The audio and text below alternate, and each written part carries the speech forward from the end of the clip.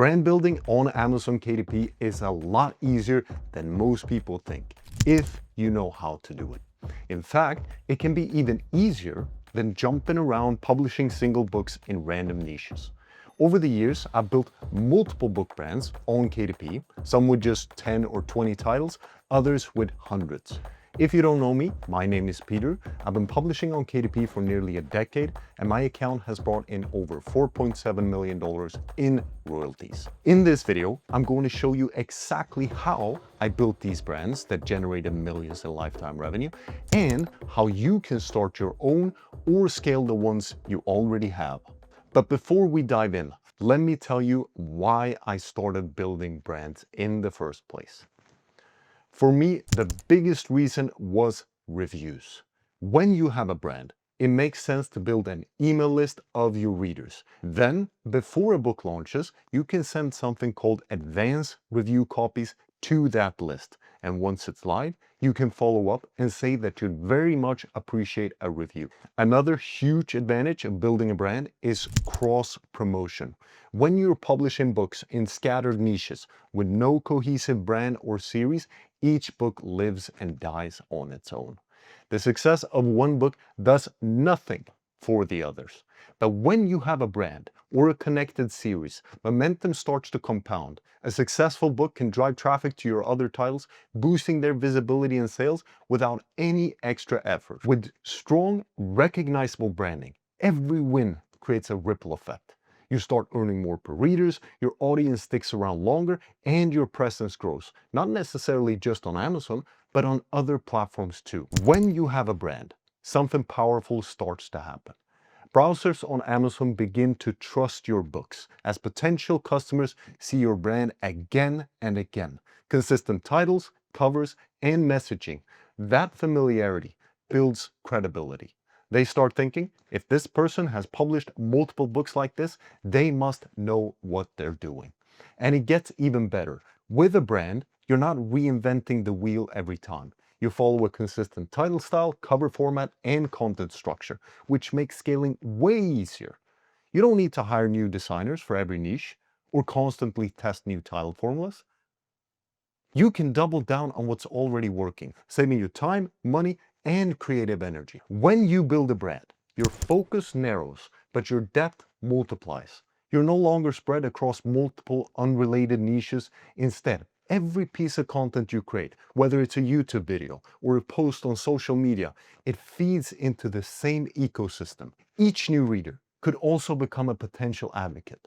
They might share your brand on social media, recommend your books, or bring in others, which creates an upward spiral of organic growth. Yes, you're sacrificing width, but that single-minded focus is what makes real depth possible. Stick with it long enough, and your brand could become the go-to authority in your niche. When someone needs a solution in your category, your brand is the one they think of. And with a brand, you gain control. You can drive outside traffic to Amazon, something your niche hopping competitors can't do. When I launch a book, I often hit the bestseller badge fast, thanks to my email list and the initial boost it gives. On top of that, a brand opens doors, back-end offers, diversified revenue, and collaboration opportunities. When you are the trusted name in your space, don't be surprised when others start reaching out to you. I could go on and on about the benefits of building a brand, but let me wrap this up with one final game-changing point. When you have a brand, the value of your book business increases because the stability increases. It's no longer just a collection of random titles, it's an ecosystem with loyal readers and real reputation. That makes it far more attractive to potential buyers. If you ever wanted to sell your business, having a recognizable brand with an audience that knows, likes, and trusts you is a massive advantage. Let's now get into the steps. Step 1. Find one niche or a few with real branding potential. Before you pick a niche, it's important to understand two key branding scaling strategies: horizontal versus vertical growth. Horizontal scaling means expanding sideways, creating more books that solve adjacent problems for your target audience. Fiction is the easiest example. When a reader finishes one book, they instantly face the same problem: boredom. which your next book can easily solve. It's seamless and series work beautifully here.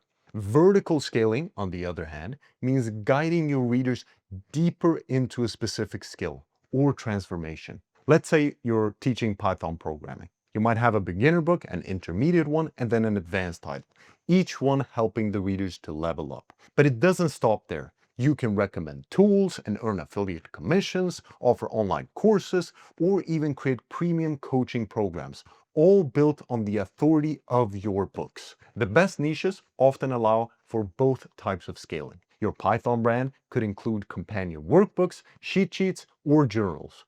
Horizontal expansion that complements the vertical path. Before I commit to a brand, I usually want to see potential for at least 10 books in that niche. Otherwise, it's often not worth the effort of building an email list, crafting a brand identity, and nurturing an audience.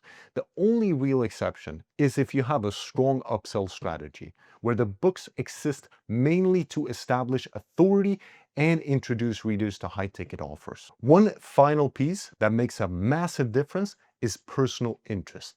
If you care about the topic, even just a little, that passion will show in the quality of your book. And quality really matters when you're playing the brand game. Plus, interest leads to consistency, and consistency is what separates brands that grow from those that stall. Step 2, publish your first brandable book.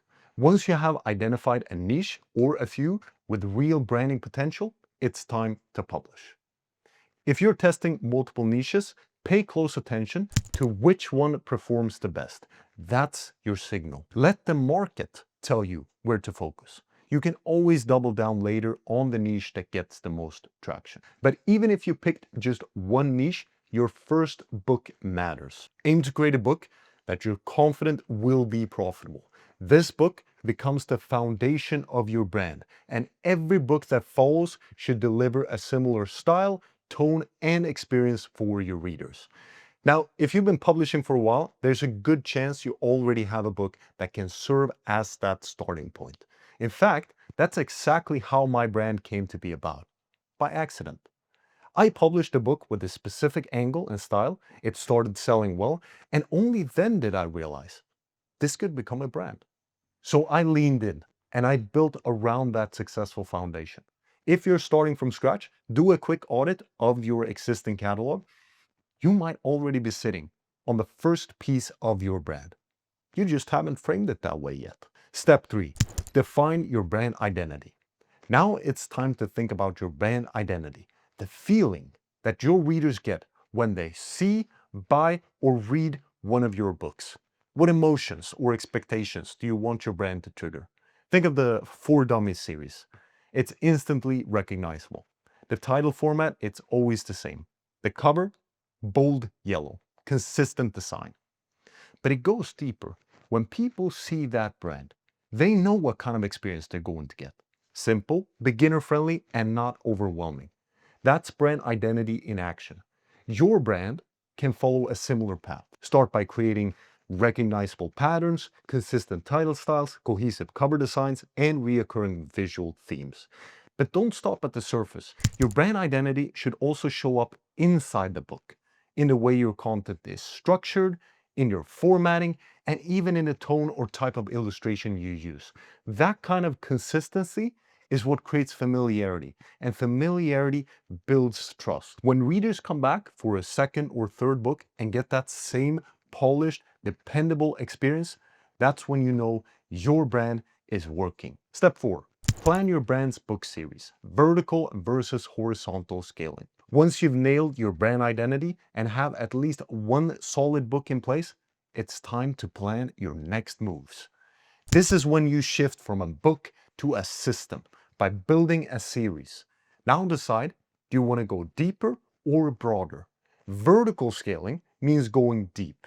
You serve the same audience, but you guide them step by step. For example, if your first book teaches salsa dancing, your next book might be for intermediate and then advanced. You're building mastery inside one skill. Horizontal scaling means going wide. You expand into adjacent topics your audience might also care about, like bachata or tango or ballroom dancing in this case. It's the same brand, but you're solving different related problems. While you can eventually do both, I recommend starting vertically. Go narrow, build a tight series, and own your niche. Then, once you have established that core, you expand horizontally to reach a wider market without losing your brand's coherence. Step 5. Scale it as far as you want. At this point, it's all about scaling. The goal is to find one book in each of your brand series that becomes a breakout, your best seller. Think of that book as the front door to your ecosystem. In fact, it often makes sense to treat this flagship book as a loss leader. You don't need to make a profit on it directly. If it's generating hundreds of sales a month and it's bringing in readers to your world, it's doing its job. Even if you gross $5,000 and you're spending $5,000 to promote it, it's still a win because your other books will benefit from cross promotion. And if you set things up right, those sales will grow your email list, build your social presence, and expand your reach beyond Amazon. This is how you turn a book brand into a publishing machine. If you want to go deeper into branding strategies, watch this video right here. It's a conversation between me and Andre where we break it all down.